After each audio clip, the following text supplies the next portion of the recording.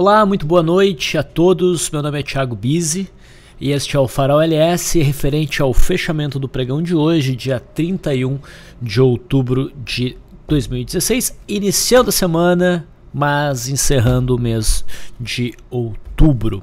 Então a gente vai dar uma olhadinha nesta primeira parte do Farol, no gráfico do índice Bovespa, o futuro do índice Bovespa, os gráficos do índice Dow Jones e do S&P 500, dólar e juros, né? Para ter uma ideia mais geral do mercado.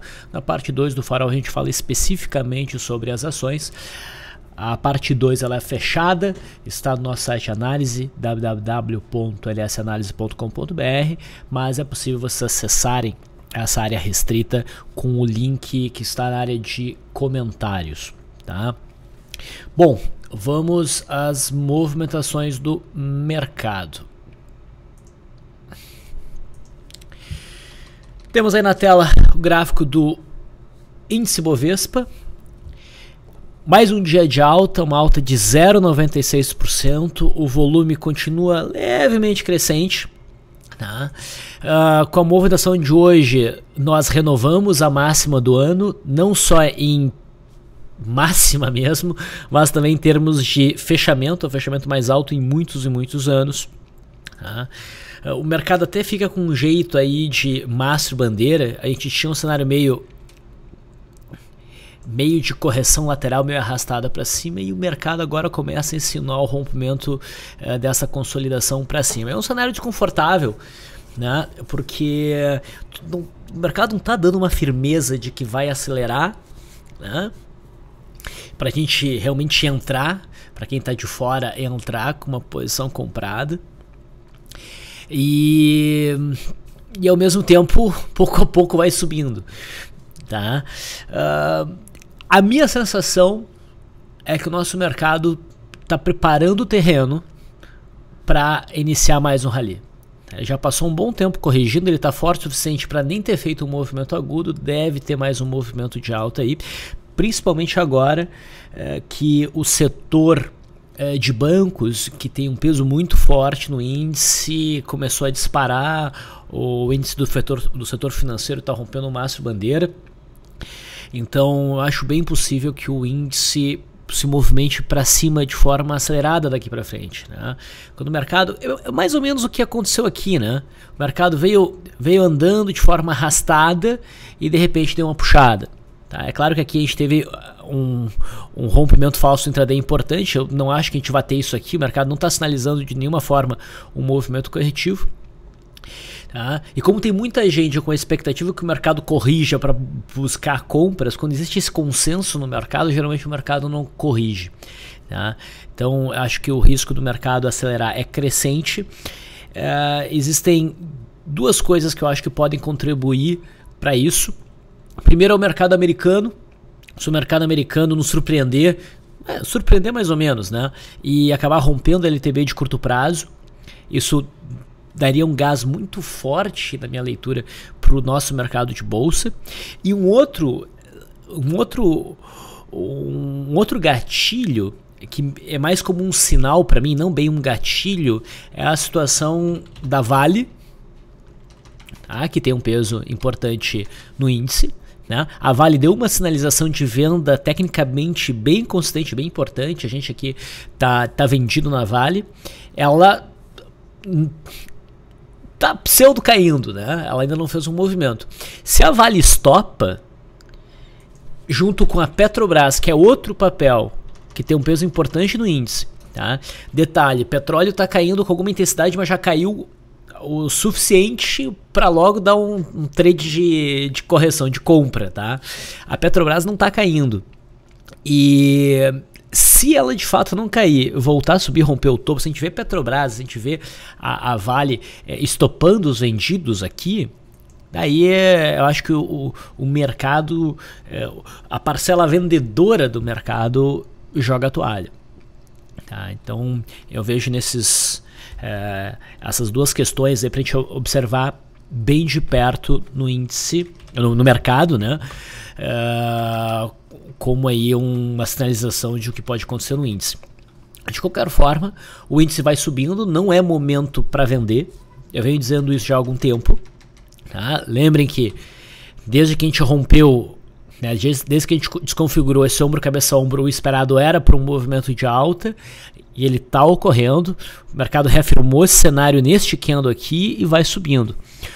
Apesar de muita gente ter entendimento de que o mercado é sobrecomprado, cara, o mercado já respirou, digamos assim, por 3, 6, 7, 8 pregões. Já é um respiro significativo.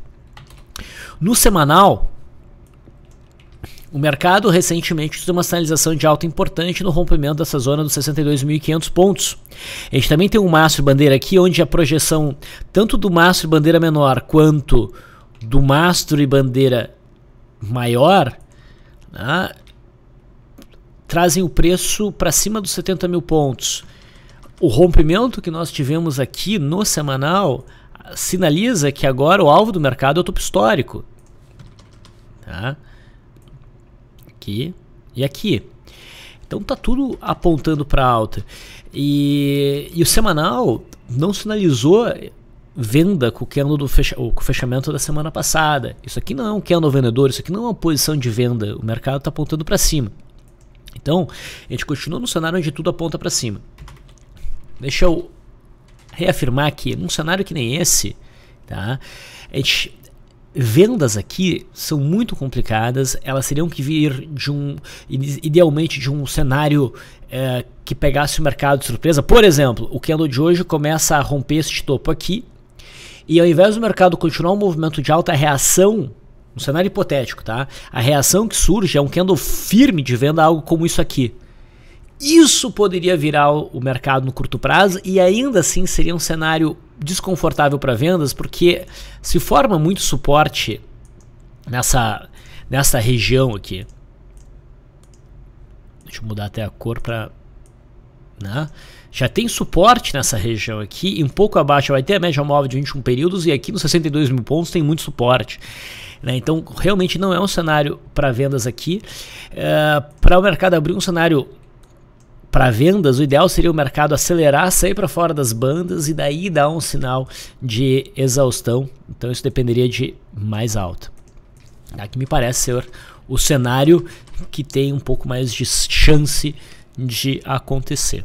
Tá? E se não acontecer, eu venho dizendo, eu não estou torcendo pela alta, eu só estou dizendo que o gráfico, só estou transmitindo o que o gráfico está me dizendo. Eu preferiria muito mais que o mercado corrigisse por 62 mil pontos para abrir uma série de operações. Tá? Bom, olhando o mercado americano, índice Dow Jones caiu um pouquinho hoje, nada significativo. Tá? Ele está respeitando essa LTB, que é a LTB que eu me referia. Se ela for rompida, isso deve impactar muito o nosso mercado. Um movimento de queda no índice Dow Jones até essa zona não acho que impacta o nosso mercado. O que pode impactar o nosso mercado, sim, é o rompimento dessa zona. Tá?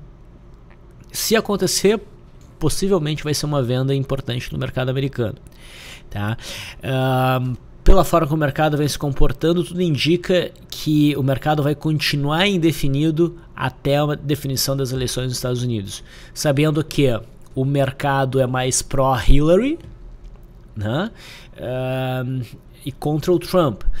Então, conforme o Trump está crescendo nas pesquisas agora nessa reta final, isso pode ser o gatilho para o mercado detonar essa venda aqui. Mas se isso vai com certeza firmar um cenário de baixo se ele vier a ser eleito, que não é o mais provável, é difícil dizer, a gente tem que olhar o rompimento se ele vier a acontecer. Então não vamos fazer nenhuma conjectura, vamos focar só no gráfico. Tá? Por enquanto, compasso de espera pelo rompimento ou de suporte, que está um pouquinho longe, ou do rompimento da LTB, que está um pouco mais próximo. No S&P,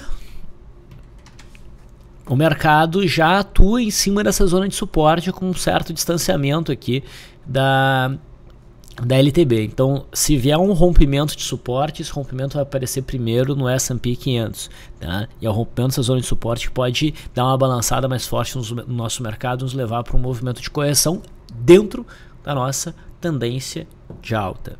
Tá? Isso não vira a nossa tendência. Certo? Então aqui não há nada a ser feito, mas o mercado está em cima do suporte. Bizi, está em cima do suporte, está indicando repique. Honestamente, Não, esse candle aqui não favorece repique, ele tem muita sombra superior. Tá?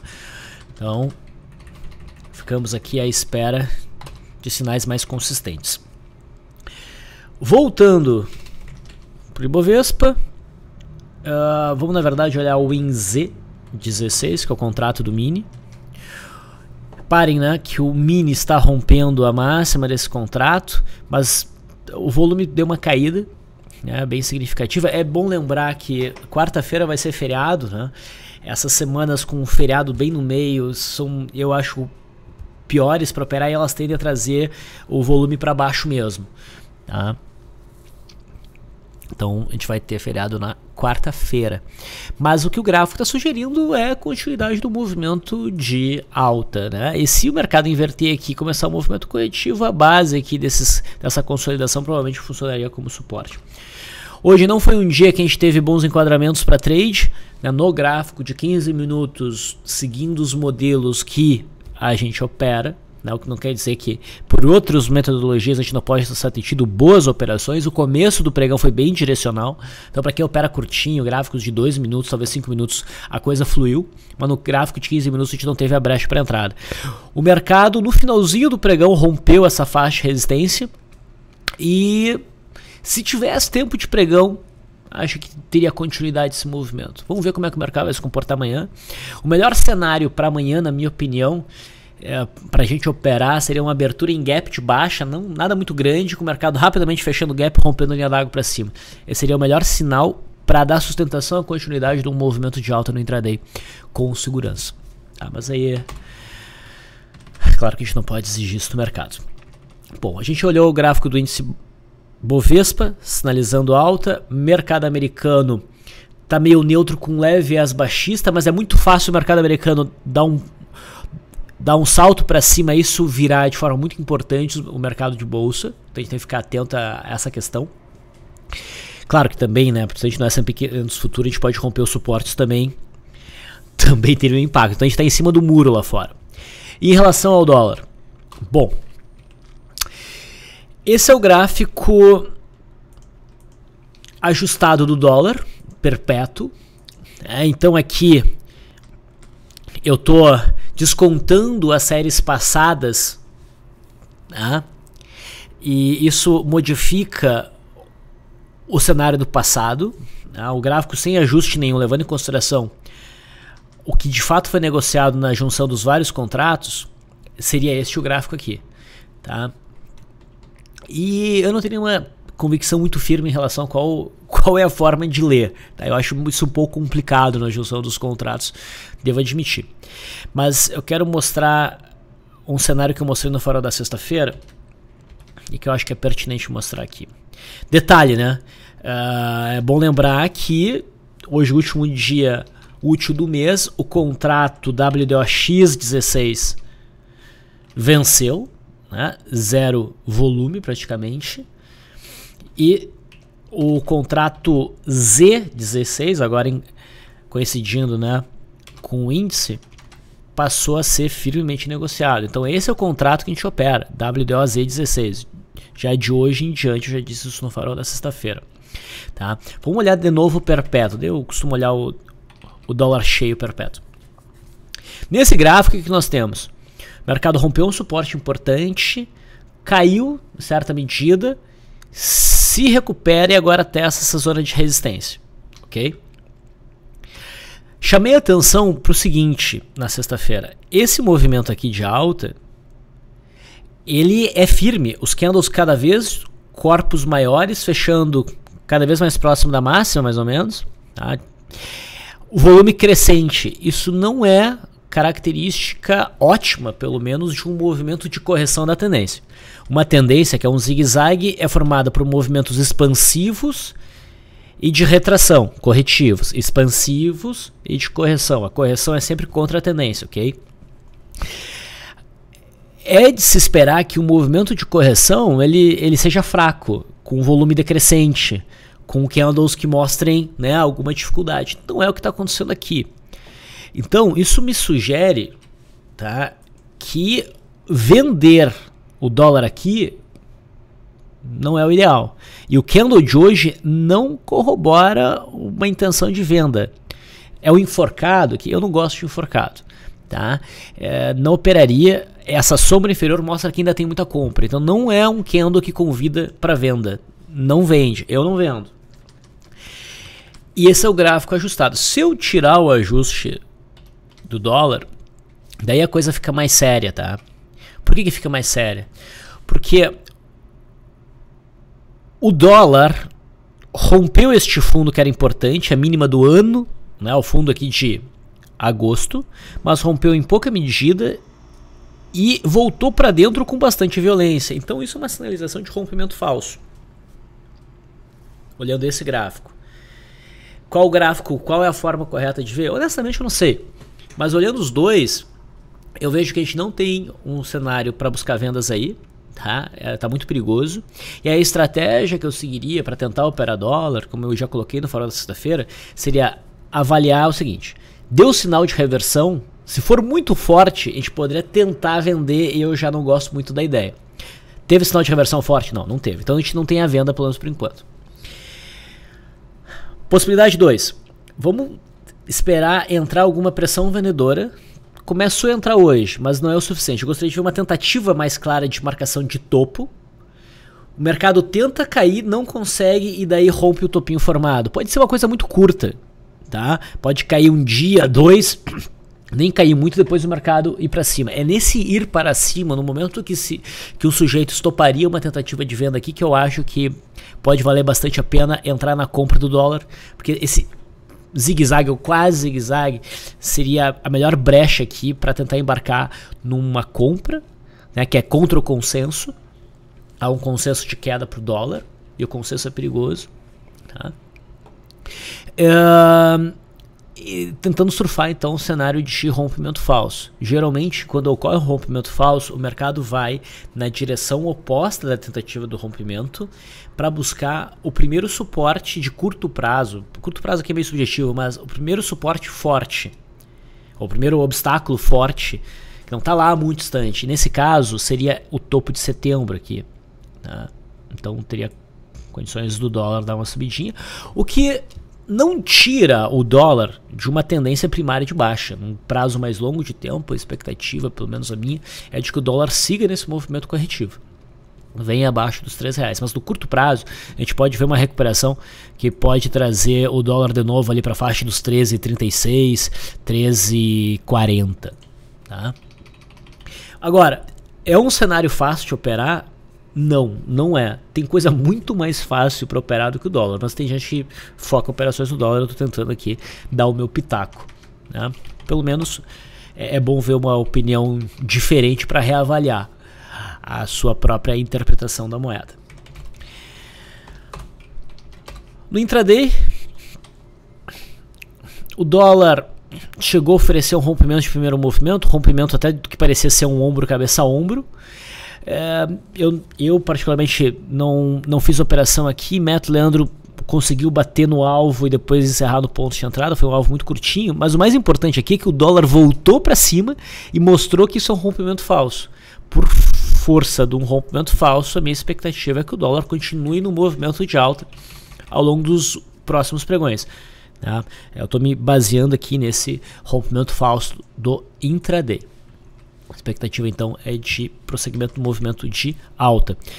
E agora a gente já pode colocar que este aqui é o suporte mais significativo. Ok? Então vimos o dólar também. Só dar uma olhadinha no juro. Dei um F19, desacelera aí o movimento de alta. Eu não vejo nada a ser feito. Tá? É um cenário meio ambíguo aí de tendência, mas o viés ainda é baixista, mas eu não operaria isso na venda. Dei um F25. Está desacelerando em cima aqui da média móvel de 21 períodos. Nada a fazer, não é um sinal de venda isso aqui. Tá? Se o mercado colocar algum sinal de venda, aí ok. E se houver um rompimento, se houver uma tentativa de queda e o mercado voltar a subir, romper esse topo, é porque provavelmente a gente vai ter o teste desta região aqui. Tá? Me perguntaram se o juro opera respeitando a análise técnica.